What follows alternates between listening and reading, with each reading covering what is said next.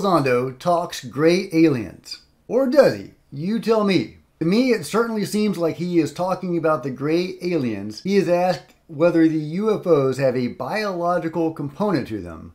And here is his answer. But before I get into it, please hit like, please share on social media, please hit the subscribe button and the bell next to it. And as I'm going through it, please comment below and let me know what you think. By the way, this is part of a series that I call Parsing Lue, where I take little segments that Lue has said and examine them in greater detail. Okay, here's what Lue had to say. Yeah, and a lot of the examples you just gave are biological things from our world. Is there any research being done on the possibility of these objects having a biological side to them, even the actual craft themselves? Has that been looked into much at all? Are you aware of? Well, you know what, I'm gonna answer your question with another question. Okay. You know, what's your definition of biology? I come from a background of biology, microbiology, immunology, and parasitology, study of parasites, not parapsychology, parasitology. Right. And you know, every time we think we have a definition of what a life form is, you know, Mother Nature throws us a curveball. You know, for a long time we thought photosynthesis was the basis of all life on this planet. Turns out it's not. We have things called chemosynthesis, right? And extremophiles that live at the bottom of the ocean, where they gain their nutrition and energy through chemical processes, not photoelectric processes, right? And then we thought, well, okay, all living things must have DNA. Turns out, well, okay, now some virologists are suggesting that viruses, they do a lot of things that living things do. They replicate, they defend themselves, and they, you know, but they don't have DNA at all. They have RNA, and yet they seem very much alive. So we have to understand that when we say, is there anything biological behind these things? You know, it's. I think we need to be very clear, just like what disclosure means. We need to know, what does it mean, first of all, when you say biological? Because, you know, a kid flying a kite, the kite isn't a biological organism, but the kid flying it and controlling it is a biological organism, right? Sure. And then you have that kite interacting potentially with birds or insects that are in the atmosphere, you know,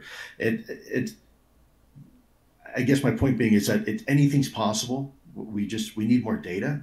And I think, you know, these are certainly questions that we should be asking ourselves from an academic and a scientific perspective, you know, and let's let the data speak for itself. He is asked whether the UFOs have a biological component, clearly meaning the occupants. The interviewer even goes so far as to ask if the ships themselves are alive. And Lue answers, presumably focusing more on the occupants than the ship itself, although the ship being alive is a subject for a future video. Or maybe I'll just roll it into this one. It is related. So Lue says that the answer to the question is another question: what is the nature of life and what is biological life?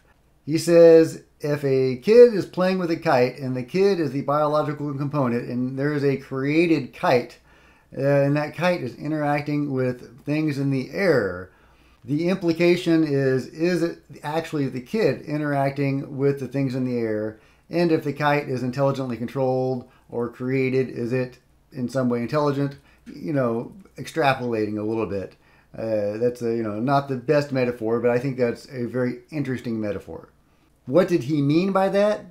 Well, if you have studied gray aliens at all, you will have come across the idea that they may be androids or clones or biological robots. They are the most common entity seen by alien abductees, although they see a wide range of various beings. And the grays themselves have many different varieties, and it's possible that there are some very intelligent biological beings among them, but also some that may be less so. The best source we have on this, at least that I've seen, and if you've seen a better source, please let me know in the comments below, but the best source that I've seen is in The Day After Roswell by Colonel Philip J. Corso, when he talks about the alien autopsy. And he does a detailed breakdown of how these beings' bodies are made. These are the beings taken from the downed craft, what seem to be the typical gray aliens. Some say that in the early crashes, at least in Roswell, that was actually a different type of gray or a Pleiadian or some other type. So depending on which alien that was autopsied, the results are not going to hold true for all aliens, obviously, or visitors or whatever you want to call them. At any rate, it appears from that autopsy that the gray alien or the Pleiadian or whatever that was studied was very mechanical. It was a biological being, but it was obviously a created being. It was artificially created. Its brain was electromagnetically aligned. Its skin was designed to interface with the suit that it wore, and the suit that it wore was designed to interface with the ship, as was its brain. Basically, the alien or the visitor was a living part of the ship. So I guess it really does tie into the consciousness of the ship. But the being was plugged into the ship in a way. It was a part of it. It was the conscious part of it. Possibly the ship itself is conscious.